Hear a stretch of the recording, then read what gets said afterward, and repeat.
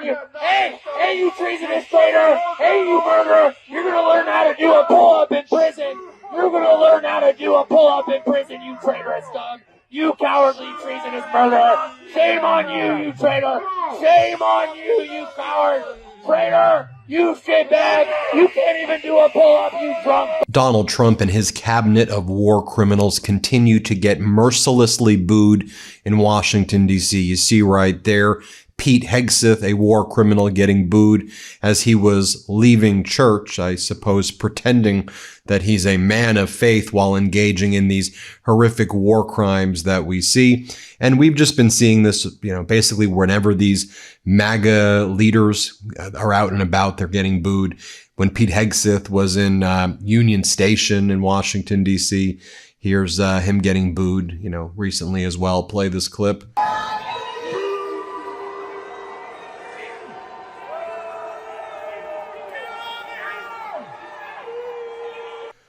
And here's J.D. Vance getting booed. They all get booed. I'll just play you J.D. Vance getting booed. Let's play it. You beat Nazis!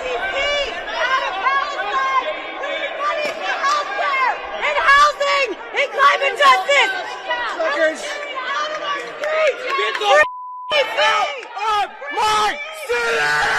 And I'm glad that these Trump regime traitors are getting booed this way. They are creating havoc across our country and across our world right now, making things far less safe, making people far poorer, taking away people's health insurance. I mean, a real dastardly regime. I want to talk about more of the events right now as the walls are closing in on this Trump regime, as the regime's collapse is accelerating.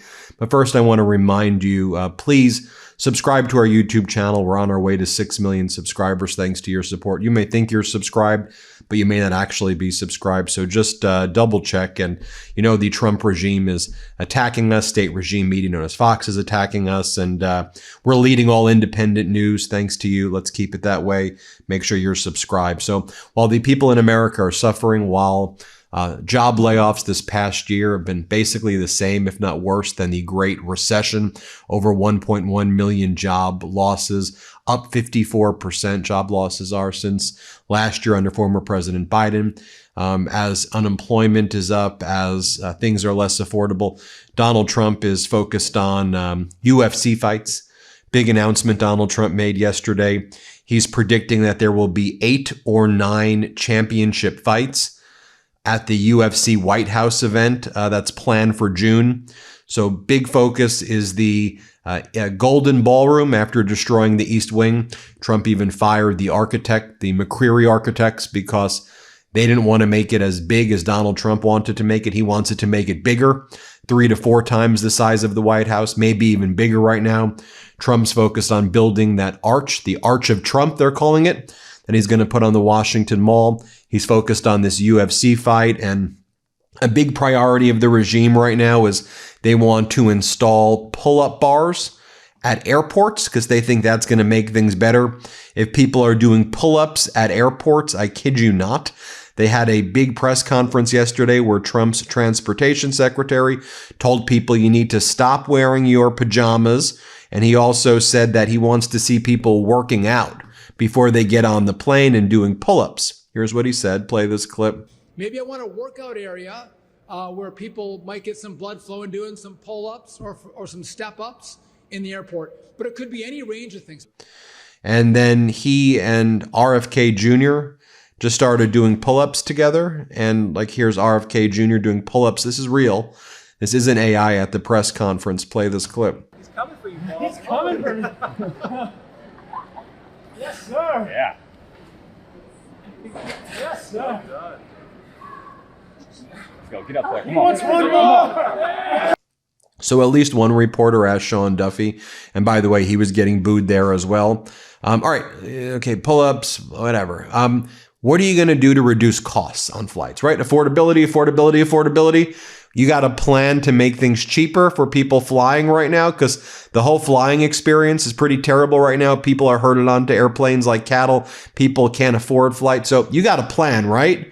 Right, Duffy? Duffy, Sean from Real World Road Rules Challenge. That's where Sean comes from, Real World Road Challenge. You got a plan, right? Here, play this clip. So the question is lowering the cost of food in airports. And again, it's interesting. It's market demand and supply. They have people, pretty tightly contained, and there's not a lot of options. And so I don't have a plan to reduce costs. What I am trying to do is provide healthier options for people. And again, who doesn't love a greasy burger at the airport? I know I do.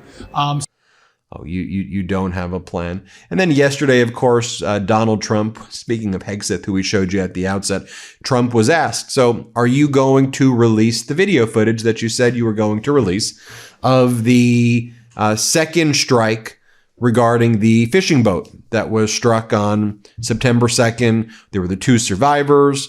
By the way, my own personal view is every aspect of this is a crime against humanity. Obviously a war crime, but there's not a real war. So do you call it a war crime or a crime against humanity? It's murder. Let's just call it what it is.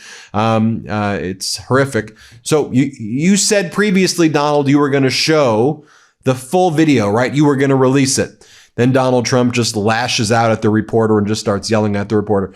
Here on MeidasTouch, we made a split screen. We'll show you what Donald Trump said yesterday versus what he said 5 days ago.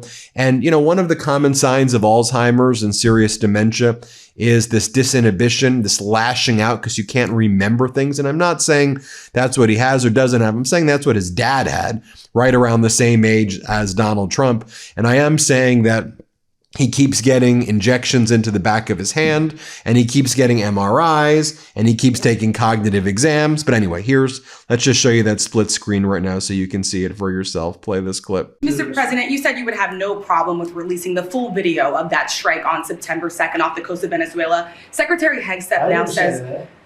You said that. I didn't say that. This is ABC fake news. Mr. President, you released video of that first boat strike on September 2nd, but not the second video. Will you release video of that strike so that the American people can see for themselves what happened? I don't know what they have, but whatever they have, we'd certainly release. No problem. You said that you would have no problem releasing the full video. Are you admitting to releasing the full video? Didn't I just tell you that? You said that it was up to Secretary Hegseth. You're the most obnoxious reporter in the whole place. Let me just tell you, you are an obnoxious, a terrible reporter. And it's always the same thing with you. I told you, whatever Pete Hegseth wants to do is okay with me. And by the way, go back and watch what Pete Hegseth was saying in 2016 when he was a Fox host and his voice sounded like Mickey Mouse. This was Pete Hegseth from 2016, just so you can see. Here, play this clip. Military's not going to follow illegal orders. And so the Trump campaign was forced to change their position and say, we're going to try to change the law so that the military can operate within the law. That's a tall order also. Here's the problem with Trump. He says, go ahead and kill the families. Go ahead and torture. Go ahead and go further than waterboarding. What happens when people follow those orders or don't follow them? It's not clear that Donald Trump will have their back. Donald Trump is oftentimes about Donald Trump. And so if you're not changing the law and you're just saying it, you create even more ambiguity. Well, even if he had their back, they'd be in trouble. I mean, and cruelty is the point with the Trump regime. You have the Department of Homeland Security, led by Kristi Noem. They're posting photos of ICE agents and Border Patrol dressed as Santa in their military outfits and wearing masks, saying, you're going ho, ho, ho home. Really, here's the thing, too. So yesterday, Emile Beauvais from the Department of Justice, now he's a Third Circuit Court of Appeals judge, he submitted a declaration in connection with a federal court case where a Judge Boasberg, is looking to hold people in criminal contempt for taking migrants and sending them to the concentration camp in El Salvador, violating the court's order. Emile Beauvais was one of the people who were like, F what the judges say, F the judge's orders, send them to El Salvador, put them in the camps. Okay. Of course, Kristi Noem makes all these cosplay videos, and she was at the CCOT El Salvador. They call it the terrorist center. I call it a concentration camp. But she's all out there blabbing on state regime media with her cosplay, theatrics. Do you know that all these Trump regime officials all submitted declarations refusing to comply with the court's order and actually respond to what went down, and actually talk about the facts of why they sent the people to El Salvador after there was a court order telling them not to do that and prohibiting them from doing it. That's the thing with these people. They go on state regime media, they lie, and then under oath, they go, oh, we can't speak under oath. Privilege. Objection, we're not going to speak. Contrast that with Special Counsel Jack Smith, who's like, I want to testify publicly. I'm ready to go. Put me in, coach. Let me testify. And all the MAGA Republican Congress members and senators are like, no. Jack Smith, you can't testify publicly. Let's keep that super secret so nobody sees, because they don't want him to actually be able to connect transparently with the American people about what's really going on. What really happened with Donald Trump when he stole classified records? What really happened on January 6th with respect to Trump leading the insurrection, despite Donald Trump trying to create just utter lies about it? Let's give you another example on that same front. There's still a civil lawsuit against Donald Trump for his involvement in leading an insurrection on January 6th. And Donald Trump has to turn over discovery. Discovery is due in that civil case, right? So Donald Trump's objecting. Attorney-client privilege, executive privilege, specifically executive privilege. He's not going to turn over the documents. And he's asserted executive privilege over and over and over again, while lying and saying that, the FBI was behind January 6th and it wasn't Donald Trump. And then he brings on his little stupid propagandists, and I'm sorry to be ad hominem about it, but this idiotic propagandist crap from Mike Lindell's TV, Mike Lindell TV or whatever this media thing is. And they're all like, hey, Donald, so we all know that this is a Fedsurrection, that this was the feds did January 6th, and they're trying to set you up. Just watch what went down in that press conference yesterday as well. Here, play this clip. Everybody's talking about the pipe bomber over the weekend, the suspect that was taken into custody. I reported on Biden's kangaroo court for 4 years. And this is an important question to me. Everyone knows that J6 was a Fedsurrection to set you and your supporters up.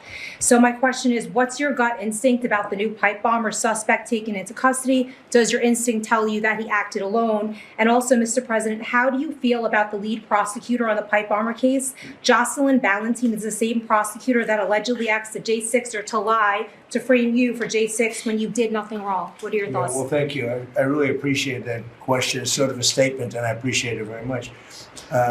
Jocelyn is being looked at. They all have to be looked at. What they're doing is so bad. This was a whole Democrat hoax. The whole thing was a Democrat hoax, and it's all being looked at. I appreciate that.